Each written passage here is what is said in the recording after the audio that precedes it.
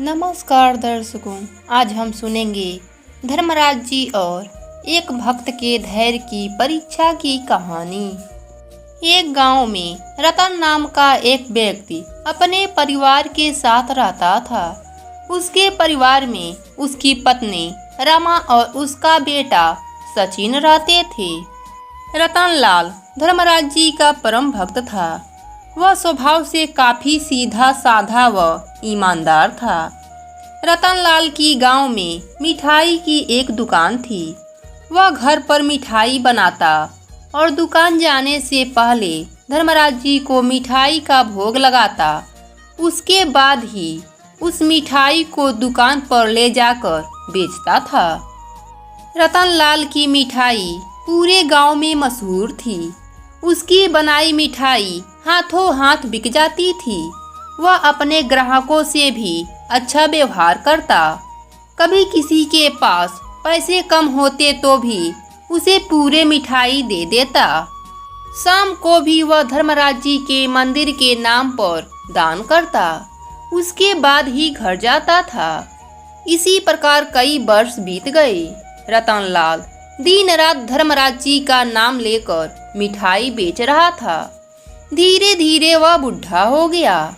उसके बेटे सचिन ने कहा, पिताजी, अब दुकान मैं संभाल लेता हूँ।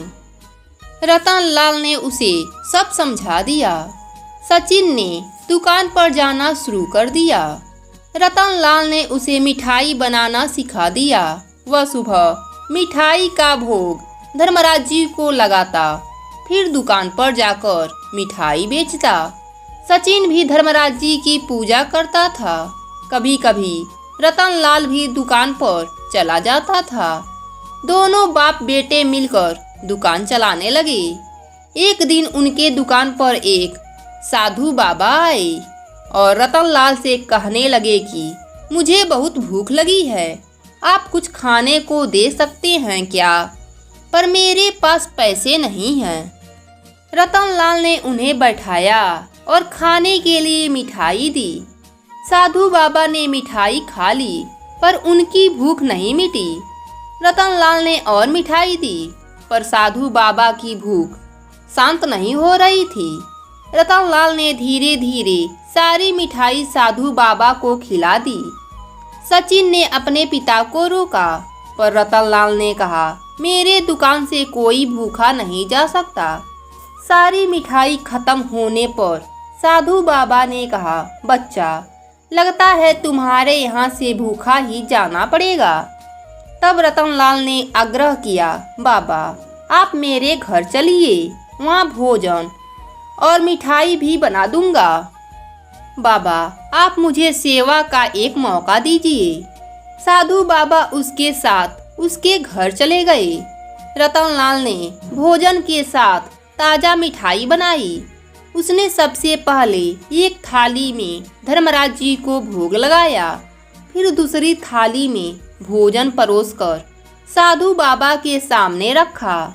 तभी साधु बाबा उठकर खड़े हो गए। रतनलाल ने कहा, महाराज, मुझसे कुछ गलती हो गई है क्या? आप क्षमा करें, आप भोजन ग्रहण करने का कष्ट करें। इस पर साधु बाबा ने कहा, हमारी भूख शांत हो गई। तुम्हारा भोजन अत्यंत स्वादिष्ट था। इस पर रतनलाल ने कहा, महाराज, आपने तो भोजन छुआ भी नहीं और आपको भोजन स्वादिष्ट लगा, यह कैसे हो सकता है? तभी वह साधु बाबा रूप बदलकर धर्मराज जी के रूप में प्रकट हो गए। उन्होंने कहा, हम तुम्हारे भक्ति से प्रसन्न हैं, पर हम तुम्हारे धैर्य की परीक्षा लेना चाहते थे और उसमें भी तुमने हमारा मन जीत लिया। मांगो, क्या वर मांगना चाहते हो? रतनलाल और उनका बेटा धर्मराज जी के पैरों में गिर गए। रतनलाल ने कहा, भगवंत, आपके दर्शन पाकर मेरा जीवन धन्य हो गया। मेरे परिवार को हमेशा अपने शरण में रखना। मुझे आपकी निष्काम भक्ति ही चाहिए और कुछ भी नहीं चाहिए। धर्मराज जी तथास्तु कहकर अंतर ध्यान हो गए। इस प्रकार रतनलाल धरती लोक पर सुखों को भोगा और अंत में स्वर्ग की प्राप्ति हुई। धर्मराज जी इसी प्रकार अपने भक्तों पर कृपा बनाए रखना। जय हो भगवान की।